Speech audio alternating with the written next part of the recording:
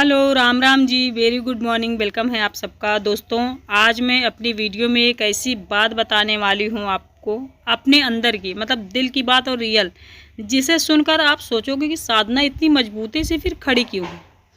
सच में इससे आपको थोड़ी सी मोटिवेशन ज़रूर मिलेगी, तो पूरा ब्लॉग देखते रहिएगा, बने रहेगा।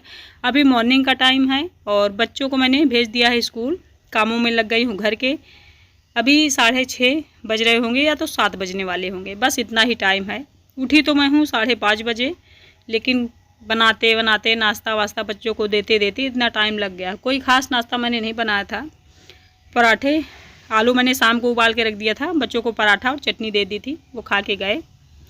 और मैं अब काम में लगी हूँ। सबसे पहले मैं पानी भर के रखूँगी, क्योंकि अभी तो इतनी बरसात नहीं हो रही है कि ठंडा को, लेकिन फिर भी पहले जैसी नहीं है। अभी अगर आप बाल्टी का पानी पी लोगे तो कोई दिक्कत नहीं होगी, उतनी गर्म नहीं होता पानी, लेकिन फ्रिज में रखना इसलिए ज़रूरी है। कोई भी मांग लेता है कि ठंडा पानी ले आओ, तो बाल्टी से देने में अच्छा नहीं लगता। अभी जब तक अक्टूबर तक, नवंबर से शायद हम लोग पानी भर के रखने में मतलब बंद कर देते हैं रखना।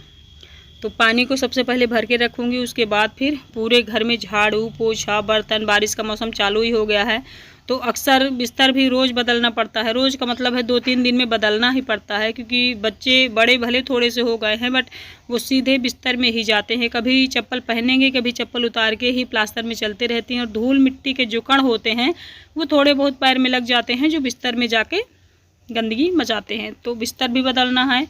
यहाँ पे मैं झाड़ू लगा लूँगी। एक सिस्टर बोल रही थी यहाँ पे आप खाट क्यों खड़ी करती हैं, तो ये खाट बिछाने के लिए होती है। पूरे 24 घंटे इसे बिछा के नहीं रख सकते हैं, इसलिए मैं इसे खड़ा कर देती हूँ रात के सोते टाइम, फिर मैं निकाल के इसमें हम लोग बिछा के सोते हैं। तो दुकान की तरफ मैंने साफ़ कर लिया है। हस्बैंड है अभी घर में ही, स्कूल नहीं गए हैं, बच्चे गए स्कूल बस। पूरे घर में झाड़ू मैंने लगा दिया है। पोछा लगाऊंगी। सबसे ज़्यादा मेहनत झाड़ू पोछा में ही लगती है मुझे, जो कि दुकान में खुद मेरे पोछा लगाने वाला है, वाइपर है, हर चीज़ दुकान में है, लेकिन मैं खुद से पोछा लगाती हूँ अपने हाथ से झुक के। पता नहीं कि मुझे बहुत ज़्यादा मशीनरी नहीं बनना है, कि मतलब एकदम आरामदायक चीज़ें उसे मैं ख़रीद लूँ, ले लूँ, है तो निकाल लूँ, नहीं। मुझे जो लगता है ना कि मैं एडजस्ट कर पा रही हूँ, उसे मैं कर ले रही हूँ। पहले की बात अलग थी, अभी बहुत सारी चीज़ें दुकान में हैं, फिर भी मैं नहीं निकालती हूँ, मैं नॉर्मली पोछा लगाती हूँ। ये मैं आप लोगों को भी सजेस्ट करूँगी। कभी ये ना सोचा करिए कि ये तो हम अफोर्ड कर सकते हैं, ये हम खरीद सकते हैं, तो इतनी सुविधा वाली चीज़ें ले ले, ये कर ले, वो कर ले, इतना ज़्यादा मत सोचा करिए। कुछ चीज़ें आप लगे रहा करिए, अपने मेहनत से किया करिए। ज़रूरी नहीं है कि सुविधाएं बहुत ज़्यादा हो गई, पैसे बहुत ज़्यादा हो गए हैं तो हम अपने मूल चीज़ें जो भूल जाएँ, जो हम शुरू से करते आ रहे हैं। क्योंकि जितनी आरामदायक आपकी ज़िंदगी होगी, उतने ही शायद आप तकलीफ़ में जाओगे, क्योंकि ये कलयुग चल रहा है। यहाँ परेशानियाँ आपको पर्सनल शारीरिक तभी होंगी जब आप चुपचाप बैठ के खाना खाओगे, काम करते रहोगे। तो थोड़ी बहुत दिक्कत तो देखो होती है, कोई ब्रह्मा नहीं है ना कोई भगवान है, लेकिन ज़्यादा नहीं होंगी। जैसे मोटापा ज़्यादा नहीं पकड़ेगा आपको, आलसपन नहीं पकड़ेगा ज़्यादा आपको, इसलिए मैं नहीं निकालती हूँ। कई सिस्टर बोला भी करती हैं कि आप ये करती हो, वो करती हो, चम्मच से नहीं खाती हो, ढिकाना फलाना। तो मैं कुछ चीज़ें कर सकती हूँ, मैं करती नहीं। ठीक, आई होप आप सब मेरी बातों का मतलब समझ रहे होंगे। और हाँ, मैं आप लोगों से एक बात शेयर करने वाली थी अपनी पर्सनल, जो मैं भूल ही जा रही थी। दोस्तों, जब मेरी बेटी हुई थी, कम से कम हो गए काफ़ी साल, तब मेरा 9th मंथ चल रहा था प्रेगनेंसी का। उस टाइम मैं काफ़ी बीमार हो गई थी। तो वैसे मैं और लोगों को कुछ नहीं कहूँगी, मैं सिर्फ हस्बैंड को कहूँगी। मैंने उनको कहा कि आप घर में रहो। उसके बावजूद वो स्कूल गए। स्कूल जाने के बाद फिर वो अपने गांव वाले घर में ही रुक गए। मैंने उनको बताया था कि प्रॉब्लम हो रही है, 9th मंथ चल रहा है, कभी भी कोई प्रॉब्लम हो सकती है। तो ये वहीं रुके रहे। रात भर मेरे पेट में इतना दर्द हुआ, इतनी मैं परेशान हुई। फ़ोन लगा रही थी, फ़ोन नहीं उठा रहे थे। उस चीज़ को, उस बात को मैंने अपने मन में तब से ऐसे बिठा लिया कि मैं कितनी भी अच्छी बनने की कोशिश कर लूँ, वो चीज़ मैं भूलती नहीं। फिर वो अगले दिन आया, डिलीवरी हुई, सारा कुछ हुआ, सब ठीक है। लेकिन जो उस टाइम मैंने महसूस किया, जो दर्द सहा, जो मैंने तकलीफ़ सही, जो मानसिक प्रताड़ना सही, वो मुझे आज तक नहीं भूलता है। मैं ये बात इसलिए बता रही हूँ, जेंट्स भाई लोग जो लोग मेरी वीडियो देख रहे हैं, प्रेगनेंसी की टाइम में अपनी वाइफ का सपोर्ट करिए, ख़ास तौर पर 9th मंथ जब चल रहा हो तब। क्योंकि उस टाइम कभी भी डिलीवरी वाला डे आ सकता है। अगर आप उस टाइम नहीं रहे उसके पास तो जीवन भर वो भूलेगी नहीं। मैं सच में नहीं भूलती हूँ। आज वैसे शिकायतें बहुत सारी हैं, बहुत सारे चीज़ें होती हैं रिश्तों में, सबके शिकायतों का पुलिंदा अगर लूँ तो बहुत बड़ी बड़ी शिकायतें हैं। लेकिन वो मेन जो शिकायत है ना, जो मुझे बिल्कुल भी अच्छी नहीं लगी, जिसे मैंने शायद बर्दाश्त करने की हद पार कर दी थी, वो चीज़ मुझे आज भी नहीं भूलती है। मैं इसमें हस्बैंड की बुराई नहीं कर रही हूँ, मैं सिर्फ ये जताना चाहती हूँ जेंट्स भाई लोगों को कि इस टाइम कभी भी परेशान मत करिएगा, नहीं तो आप ना शायद वो कहे ना, बट दिल में जगह आपके लिए नहीं रहेगी। ये बात मैं बिल्कुल दिल से कह रही हूँ। और उस टाइम जो महिला बर्दाश्त कर लेती है, सह लेती है, वो फिर इतनी स्ट्रांग हो जाती है कि मैं बता नहीं सकती हूँ। खैर शिकायतें बहुत सारी होती हैं एक दूसरे से, लेकिन मेन यही होता है कि अगर आपकी तकलीफ़ में कोई व्यक्ति खड़ा है तो समझ लीजिए वही आपका सबसे बड़ा हितैषी है। इधर देखिए सारा काम हो गया है, पोछा झाड़ू सब कुछ, भगवान की पूजा भी हो गई, नहा भी चुकी हूँ। आपसे बातें करते करते भूल भी गई बताने के लिए कि क्या मुझे बताना था। तो ये बात शेयर करने का सिर्फ एक मतलब है कि जो लोग वीडियो देखे जेंट्स, इस टाइम अपनी वाइफ को कभी भी अकेला मत छोड़िए, ठीक है।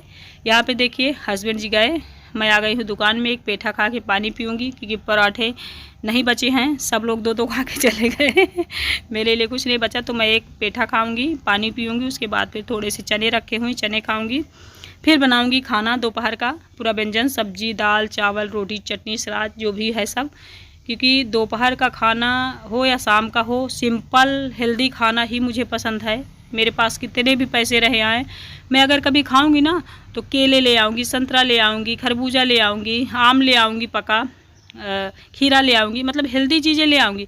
लेकिन समोसा चाट फुल्की ये सब मैं बहुत कम खाती हूँ, तो इसलिए इन सब चीज़ों को अवॉइड करती हूँ। इधर देखिए जामुन बेचने वाले भैया जा रहे थे, अंकल जी आंटी जी और उनकी बेटी, तो मैंने बुलाया कि जामुन दे दीजिए, क्योंकि ये ना बिल्कुल पेड़ से तोड़ के अभी ला रहे हैं। और जामुन मेरा फेवरेट है, मतलब जितनी भी मौसमी चीज़ें अमरूद वगैरह बहुत अच्छे लगते हैं मुझे। ये जो चीज़ें आती होटल में बनती हैं वो मुझे बिल्कुल पसंद नहीं है भाई। अगर मैं व्रत भी रहती हूँ तो इन सब चीज़ों को ज़्यादा खाती हूँ। पता नहीं आज मैंने बिंदी कैसी लगा ली है, नग वाली, अजीब सी लग रही है। फिर इधर आ गई हूँ किचन में, लाल वाला आलू और चौलाई इसकी सब्ज़ी बनाऊंगी। वैसे सफ़ेद आलू भी आते हैं बट मुझे वो नहीं अच्छे लगते हैं, मैं कभी भी उन्हें नहीं मंगाती हूँ, वो मीठा मीठा सा आता है। मेरे घर में ज़्यादातर आलू यही आता है, लाल वाला। अगर लाल ना मिले तो मैं आलू ही अवॉइड कर देती हूँ, मतलब आलू की सब्ज़ी नहीं बनाती हूँ, बट आलू वो वाला नहीं खाती। इधर दाल मैंने चढ़ा दी है, ये हमारी चौराई और आलू कट गए हैं, टमाटर भी थोड़े से, लहसुन मिर्ची से ही तड़का लगाऊंगी। इधर देखिए तेल मैंने गरम कर लिया है, दाल हमारी पक गई है, जल्दी से मैं सब्ज़ी छौंक देती हूँ, उसके बाद फिर चावल बिनना है।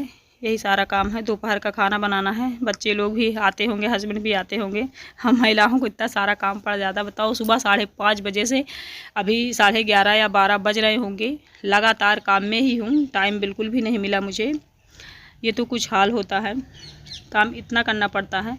और फिर जब बच्चों को खिला दो तो फिर बर्तन रखो, पानी भरो, क्योंकि सुबह का पानी भरा हुआ शाम तक खाली हो जाता है।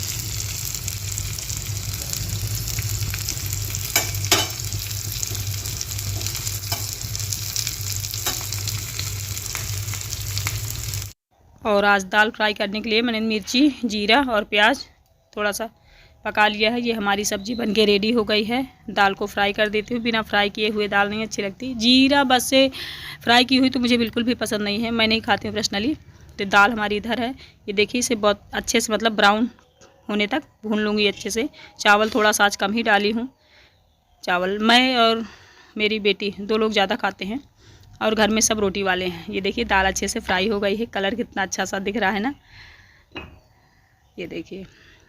तो अब फाइनली बचा है रोटी सेकना, तो जल्दी जल्दी रोटियां सेक लेती हूँ और फिर खाना इनको सबसे पहले लगाऊंगी, उसके बाद हम सभी खाएंगे।